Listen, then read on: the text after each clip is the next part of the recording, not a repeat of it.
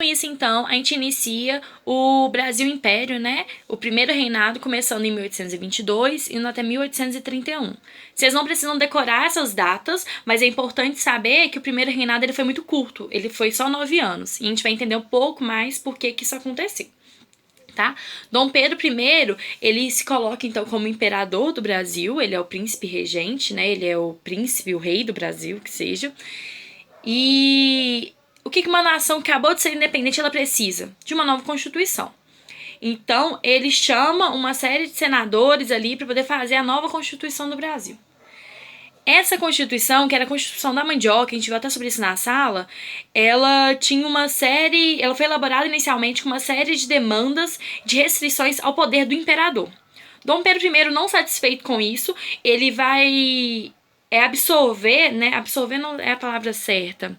Ele vai dissolver, na verdade, essa Câmara que está fazendo a Constituição e vai convocar uma nova em que ele vai presidir.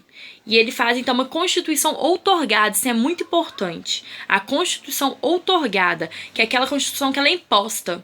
E nessa Constituição, que é outorgada por Dom Pedro I, tem 4 poderes, que são os 4 poderes principais. O poder legislativo, executivo, judiciário e o poder moderador, em que era o poder que comandava todos os outros. Então, caso cada um desses 3 poderes fizesse uma coisa que Dom Pedro I não concordava, ele ia lá e utilizava do poder moderador para poder infringir ou alterar aquela lei. O que cada um dos outros 3 poderes fazia, a gente estudou em sala, então eu vou pedir para vocês olharem as anotações de vocês. O papel do legislativo, judiciário e executivo, para a gente não se ater muito ao vídeo, né, não ficar delongando demais. Com isso, Dom Pedro I, então, ele caracterizou um período, né, um primeiro reinado muito autoritário. E que nesse primeiro reinado tinha uma série de conflitos por essa autoridade e conflitos também que estavam acontecendo ali dentro do país. E ele não conseguiu lidar. Eu não vou me ater muito a isso também, porque vocês fizeram um trabalho sobre isso em sala. A gente falou até a respeito da crise, né, que teve, da Confederação do Equador. Então, qualquer dúvida que vocês tiverem nesse sentido, vocês me procurem. Mas as coisas que geraram essa crise do primeiro reinado, a gente não vai se ater muito no vídeo.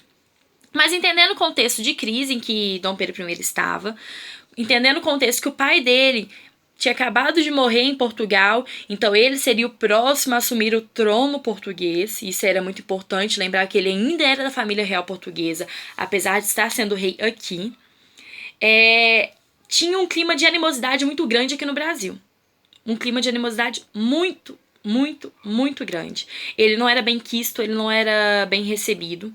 E aí tem um fator que ele é de extrema importância, que é a Noite das Garrafadas, em que ele está voltando de uma viagem, Dom Pedro I volta de uma viagem de São Paulo até o Rio, e ele é recebido por garrafas, as pessoas começam a jogar garrafas não sei se seria carroça o nome, da carruagem que ele estava, e ele quase se machuca. Então tem uma série de questões que incentivam Dom Pedro I a voltar para Portugal para assumir o seu trono, que é de direito.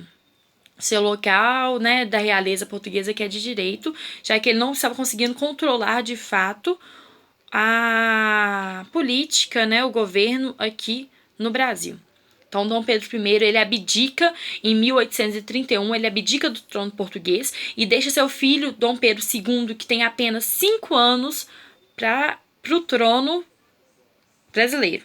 Eu não sei se falei uma coisa, misturei português e brasileiro antes, mas vocês entenderam.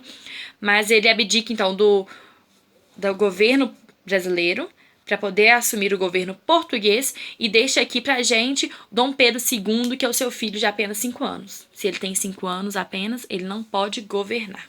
E aí a gente entra no período regencial, ok? No próximo.